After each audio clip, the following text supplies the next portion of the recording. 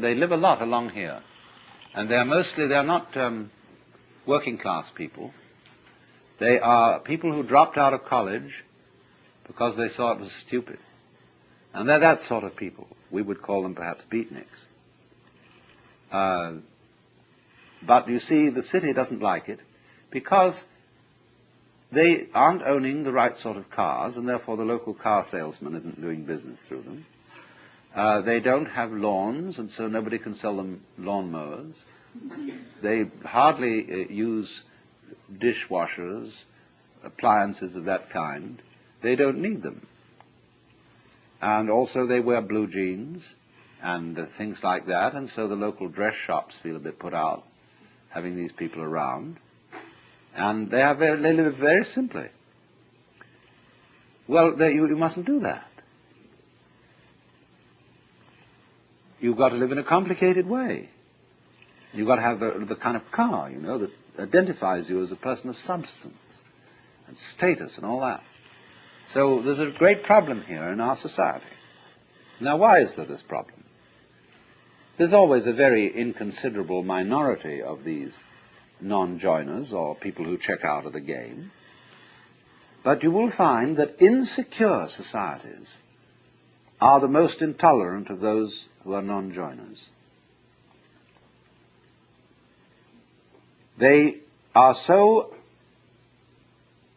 unsure of the validity of their game rules that they say everyone must play. Now that's a double bind.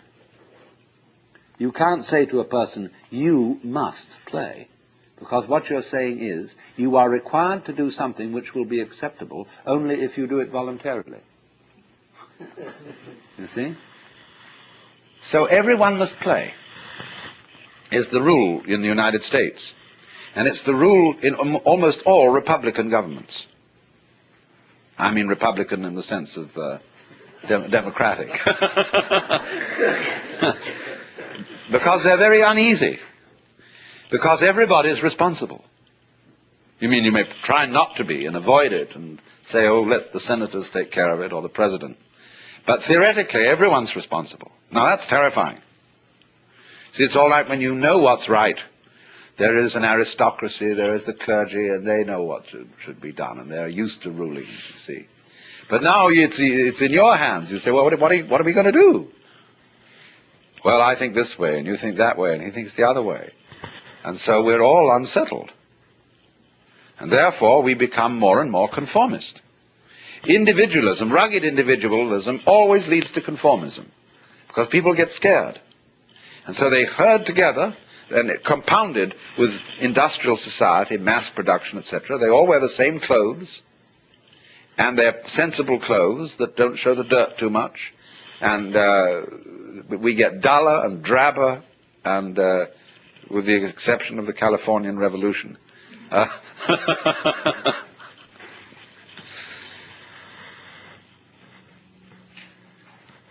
So the reason for this is, in a way, that democracy as we have tried it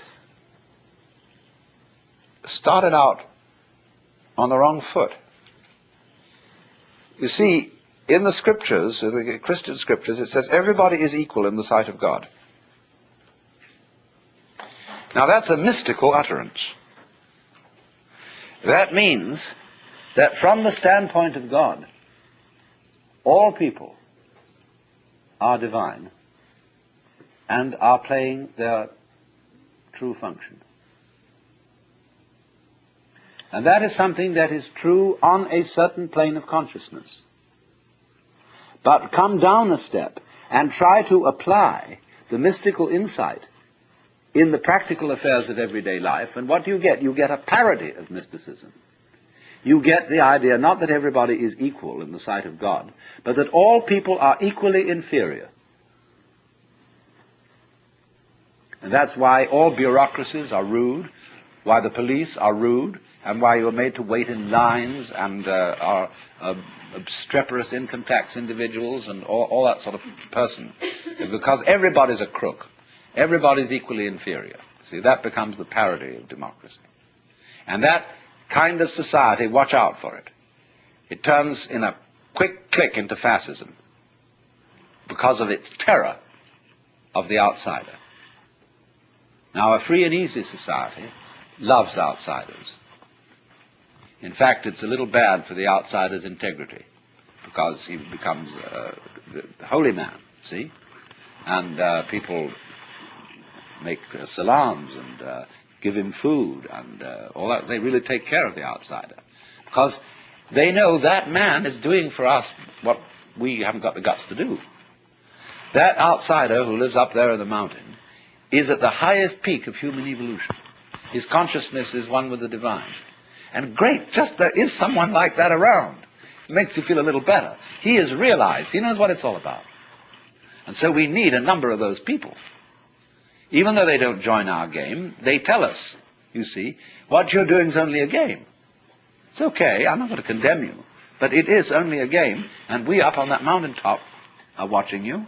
We love you, we have compassion for you, and but excuse please, we aren't going to join. So that gives the community great strength, because it tells the government in no uncertain terms that there's something more than government.